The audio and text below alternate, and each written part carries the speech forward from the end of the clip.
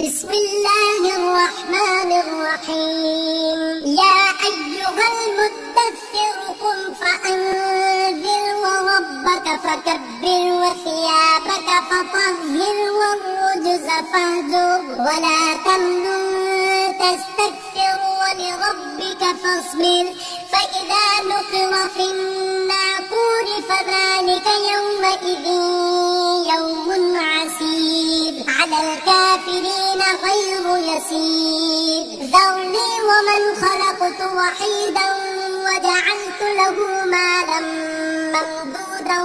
وبنين شهودا ومهدت له تمهيدا ثم يطمع أن أزيد كلا إنه كان لآياتنا عنيدا سأرهقه صعودا إنه فكر وقدر فقتل كيف قدر ثم قتل كيف قدر ثم نظر ثم عبس وبصر ثم أدبر واستكبر فقال إن هذا إلا سحر يؤثر إن هذا إلا قول البشر سأصليه سقر وما أدراك ما سقر لا تبقي ولا تذر لواحة للبشر عليها 19 وما جعلنا أصحاب النار إلا ملائكة وما جعلنا عدتهم إلا فتنة للذين كفروا ليستيقن الذين أوتوا الكتاب ويزداد الذين آمنوا إيمانا ولا يرتاب الذين أوتوا الكتاب والمؤمنون وليقول الذين في قلوبهم مرض والكافرون ماذا أراد الله بهذا مثلا كذلك يضل الله من يشاء ويهدي من يشاء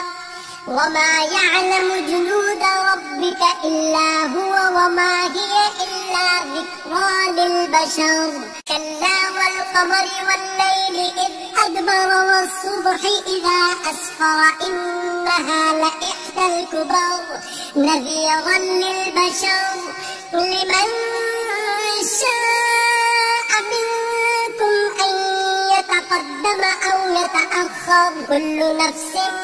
بما كسبت رهينة إلا أصحاب اليمين في جنات يتساءلون عن المجرمين ما سلككم في سقر قالوا لم نك من المصلين ولم نك نطعم المسكين وكنا نخوض مع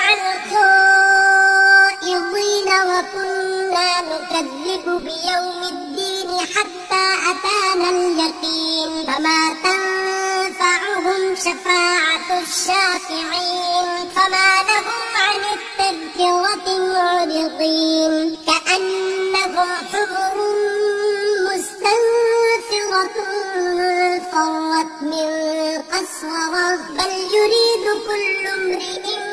منهم أن يؤتى صحفا منشرة كلا بل لا يخافون الآخرة كلا إنه تذكرة فمن شاء ذكره وما يذكرون إلا أن يشاء الله هو أهل التقوى وأهل المغفرة.